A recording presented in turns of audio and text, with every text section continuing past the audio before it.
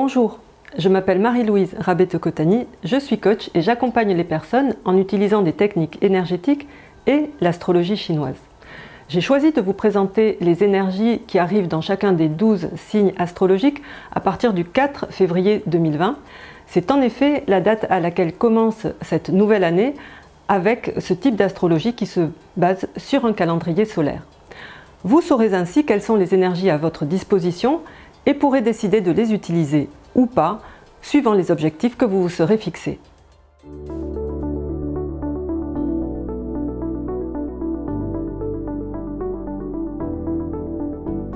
Le buffle pour 2020. Tout d'abord, je vais vous présenter les énergies favorables qui sont à votre disposition, mais sachez qu'elles n'auront un effet positif que si vous décidez de les activer en agissant. C'est-à-dire que c'est à vous de poser des actions qui vont dans le sens des énergies qu'elles vous amènent pour pouvoir en profiter. La première, c'est le noble Yi. C'est un des hommes nobles, c'est-à-dire des personnes bienveillantes, surtout des personnes qui aident. Donc un homme noble, le plus puissant et le plus haut placé. C'est une très bonne année pour chercher des mentors, des coachs, des investisseurs et même pour embaucher les bonnes personnes au niveau de votre travail.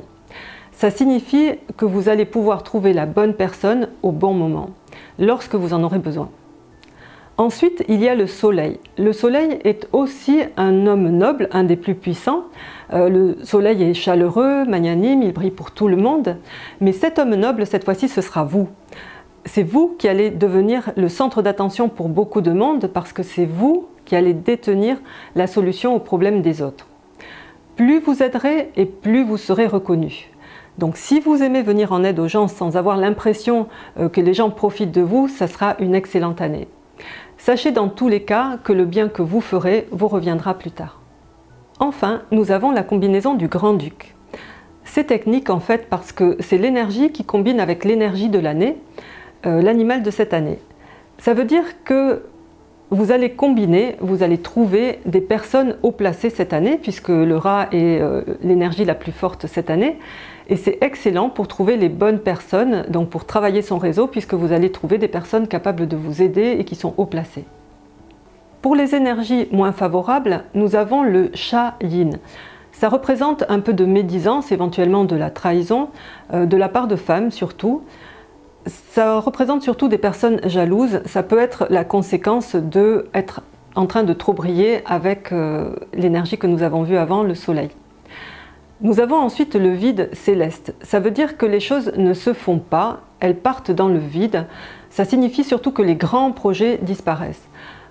Ça veut dire qu'il y a peut-être beaucoup de paroles et pas d'action. Donc faites attention à ce que vous dites. Ne partez pas sur de grands projets. Un conseil, donc morcelez étape par étape pour avancer. Ne faites surtout pas de grands plans sur l'année.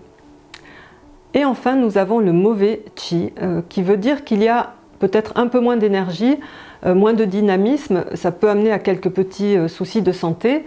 Donc le conseil, c'est prenez soin de vous, alimentez-vous correctement, faites de l'exercice pour garder un bon niveau d'énergie et surtout le moral, puisqu'on sait que moins d'énergie amène à un peu de pessimisme et à une baisse de morale. Voyons où peut se trouver le buffle dans votre thème.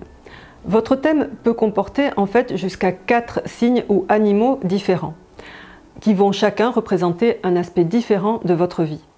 Pour savoir comment est composé votre thème, je vous invite à vous rendre sur mon site www.bazi-coaching.com. Vous cliquez sur l'onglet calculateur, vous entrez votre date de naissance et vous aurez le détail de votre thème.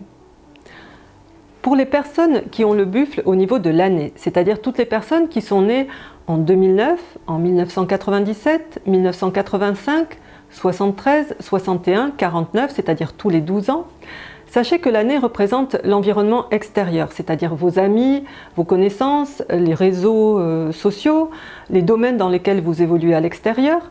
C'est là que vous allez trouver ces énergies. Donc ça va être des personnes prêtes à vous aider, généreuses. Vous allez rencontrer des gens haut placés et c'est peut-être là aussi que vous allez pouvoir briller vous-même. Pour les personnes qui ont le buffle au niveau du mois, c'est-à-dire toutes les personnes qui sont nées entre un 6 janvier et un 3 février à un jour près suivant les années, Ça veut dire que le mois représentant votre travail et représentant aussi vos parents, ça veut dire que c'est peut-être vos parents qui ont cette énergie de briller et de pouvoir aider, et vous allez vous adresser à eux si vous en avez besoin. Mais plus particulièrement en ce qui vous concerne au niveau du travail, donc vous allez pouvoir briller, donc attention à l'ego, mais aussi vous allez y trouver des personnes prêtes à vous aider si vous en avez besoin. Ensuite, au niveau du jour, le jour vous représente vous et votre conjoint.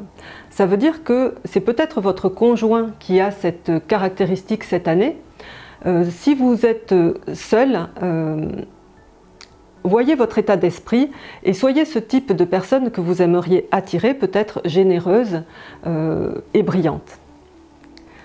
Enfin, au niveau de l'heure, c'est-à-dire pour toutes les personnes nées entre 1h et 3h du matin, l'heure représente vos idées, vos projets, vos ambitions.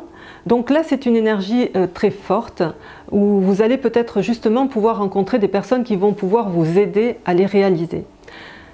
Et sachez que l'heure représente aussi vos enfants, donc c'est peut-être eux qui vont bénéficier de ces énergies et se mettre à briller. Dans tous les cas, pour une meilleure année, portez votre attention sur tout ce qui est positif.